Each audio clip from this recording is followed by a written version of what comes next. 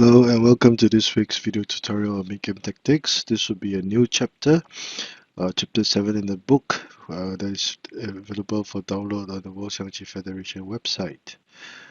I think the World Xiangqi Federation website has moved. The book seems to still be there, and I'll change the address soon. So without further ado, let's begin. As seen in the slides at the beginning of the video, there are three types of dislodging tactics that were discussed in the book, and in this first section we will deal with the tactics of directly dislodging material. So I'll leave the theory part for the reader to read on his own, and let's begin with the first example. As can be seen in this position, this is quite a complicated position, but red would have a slight advantage. Black has, material-wise, 2 chariots, 2 cannons, 2 horses.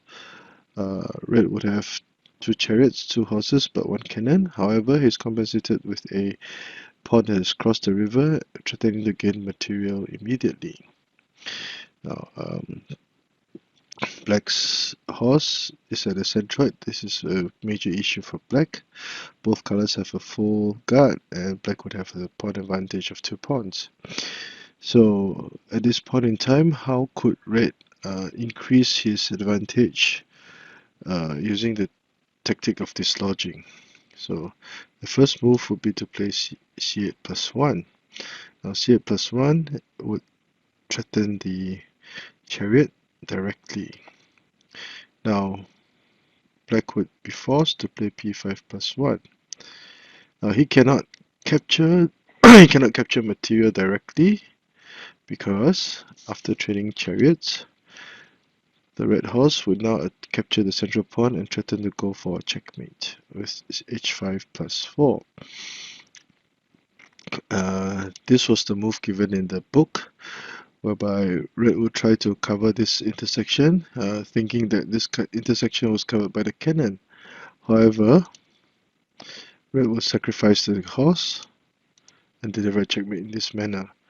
Therefore, instead of h3, r3 equals to 4, Black will be forced to sacrifice his chariot in this manner, so that the possibility of a smothered horse checkmate would not be possible.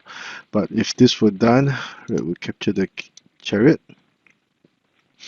and after trading material, the red chariot over here will become the game changer, and Red will win for sure. So that is why r8 plus 2 to capture material is not possible. And let's say if Black played r3 plus 1,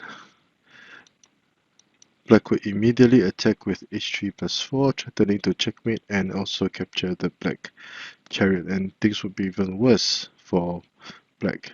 And there were two intersections, so Black would be forced to defend in this manner. And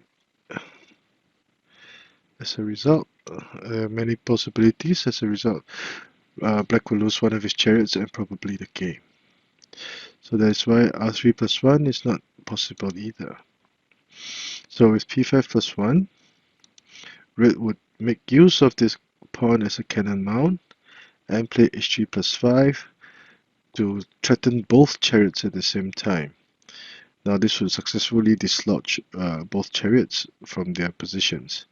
So this horse would now be a very threatening entity. It would also threaten to go for a checkmate.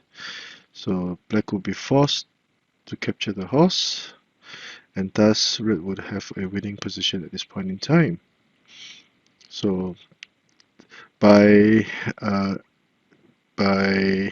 advancing the cannon to threaten the chariot, Red would have disrupted the relationship between Black's chariot and pawn, and this was the move that hit Black right below the belt. Now, red would now it would be 1, 2, 3, 4, 5 versus 1, 2, 3, 4, and red would have 2 chariots. Say red tries to gain back some lost material, and black will simply trade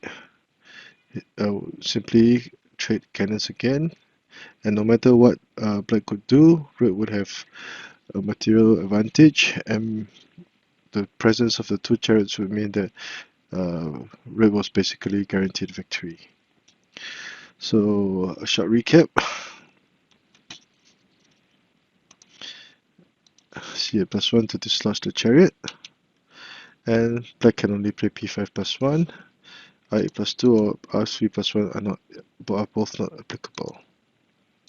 H3+5 using the pawn as a cannon mount to dislodge the chariot, both chariots, to dislodge this chariot, and also this chariot as red was threatening to capture both, and black would be forced to capture the red house, and thus red would now gain a winning position. I hope you've enjoyed this video, and please do read the slides at the front of the video to have a better understanding of the tactic.